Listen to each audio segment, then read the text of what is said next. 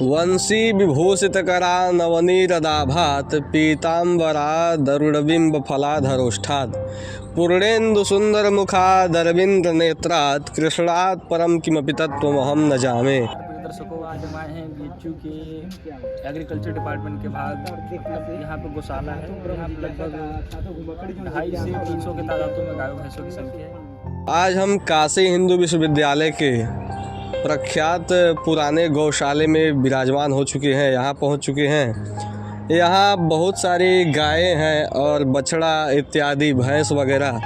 यहाँ आपको बताएंगे कि कैसे इनका पालन पोषण यहाँ किया जाता है और जो काशी हिंदू विश्वविद्यालय का क्षेत्र है क्यों माना जाता है कि ये उत्तर प्रदेश में सबसे शुद्ध वातावरण में से एक माना गया है।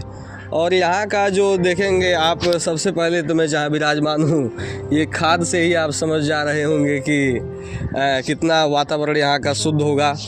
और हमारे शास्त्रों में भी देखने को ऐसा मिलता है कि गौ की सेवा करने से, गौ का जहाँ गोबर गिरता है, मूत्र गिरता है, वहाँ का वातावरण वैसे ही शुद्ध हो जाता है।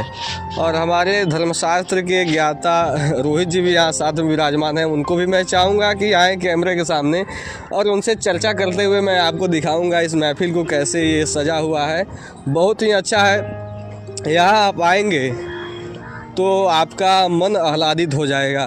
देखिए ऐसा, मतलब मैं पहली बार यहाँ आया हूँ, लेकिन मतलब गौ माँ को देख करके और भैंस भी जितनी हैं, ऐसा लग रहा है कि पुराना कोई संबंध जुड़ा हुआ है। देखिए कैसे ये सब देख रही हैं मेरे तरफ। ऐसा मुझे ये नहीं लग रहा है कि मैं कहीं दूसरे जगह आया हूँ, ऐसा लग रहा है कि मैं अपने माँ के छाँव में आया हूँ। देखिए बहुत ही अच्छी, क्या बात है।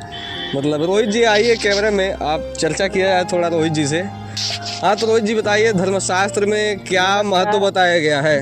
नमस्कार आपके प्रिय दर्शकों को। देखिए यहाँ पे जो गायों की महिमा है ना, वो हमारे वेदों पुराणों ने बहुत बखान किया। सही बात जो है। उसमें देखें रोहित जी कि धर्मशास्त्र में बताया जाता है कि गौ के मुख में चारों वेदों का भी वो वास माना गया है। ऐसा है क्या? ऐसा ही है। तो एक एक करके बताइए कैसे चारों वेदों का नाम, वर्णन कैसे आता है, बताइए चारों वेदों का नाम। जो ब्रह्मा है, अगर ब्रह्मा मुख में वास करते हैं तो वेदों के ज्ञाता मुख में वास करते हैं। जी सही बात है। वेदों के ज्ञाता है तो और गाय के सिंग में भी माना गया है कि जो विष्णु और शिव दोनों सिंगों में वास होता है। देखिए मुझे ऐसा लग रहा है कि एक अलग ही लगाव है। देखिए गौ माता, क्या बात है। और मैं आप दर्शकों को बताना चाहूँगा कि मानव जीवन में जो पशु होते हैं उनको एक बहुत ही सेवा तो करना ही चाहिए। और मैं आपको बताना चाहूँगा कि मतलब मुझे ऐसा प्रतीत होता है कि जो अनबोलता पशु हैं, जो बोल नहीं सकते हैं, कह नहीं सकते हैं, उसके बाद भी मतलब मनुष्यों से लगाव रखना, दूध देती हैं और मतलब एक अलग ही जुड़ाव रहता है। तो सेवा तो सबको करना चाहिए। और गौ राष्ट्र माता है। हमारे सनातन धर्मों में उसकी चर्चा चलती है कि राष्ट्र माता घोषित कर देनी चाहिए, कर ही देनी चाहिए। और जो लोग भी दुष्ट प्रकृति वाले जो कुछ लोग हैं, जो गौ का वो जो करते हैं, गौ हत्या वगैरह हो गया, उन सब चीज़ों का विरोध आप खुल के किया कीजिए, क्योंकि ये मतलब महत्व तो बताया ही गया है। और कितनी सुंदरता आप देख सकते हैं। मुझे मतलब ऐसा आनंद मिल रहा है कि मुझे लग रहा है कि मैं अपने परिवार में आया हूँ। देख सकते हैं आप किस तरह से गौ माताएं विराजमान हो गई हैं यहाँ, किस तरह से। ऐसा लग रहा है कि मैं यहाँ पहली बार नहीं आया हूँ, भले ही आया हूँ पहली बार, लेकिन लग नहीं रहा है कि अपने परिवार के बीच में ऐसा आया हूँ। बहुत अच्छा ही देख करके मन प्रसन्न हो जा रहा है। आगे भी दिखाएंगे, उधर बछड़े हैं, सब बच्चे छोटे छोटे, देख सकते हैं आप सब किस तरह से। मैं आपको ज़रूर कहूँगा, कहीं भी अगर आपको गाय में कहीं भी मतलब ठेस लगे या कुछ भी लगे, उनको मतलब देखभाल अवश्य करना चाहिए, क्योंकि अनबोलता पशु हैं, उसके बाद भी मनुष्य से एक अलग ही लगाव रखती हैं।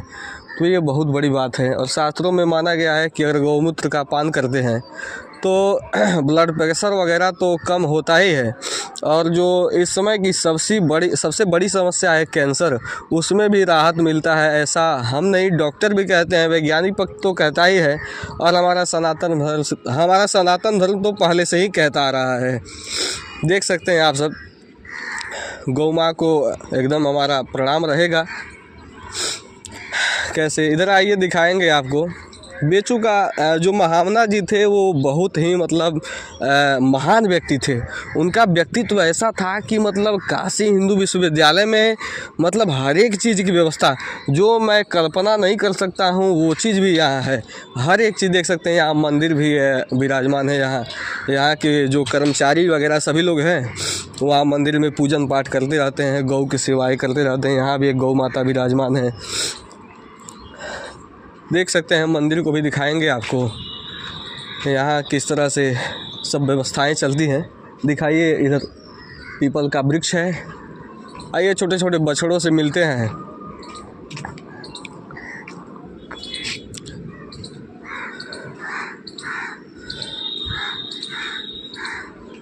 देख सकते हैं आप, कितना ही मन प्रसन्न हो जा रहा है देख करके।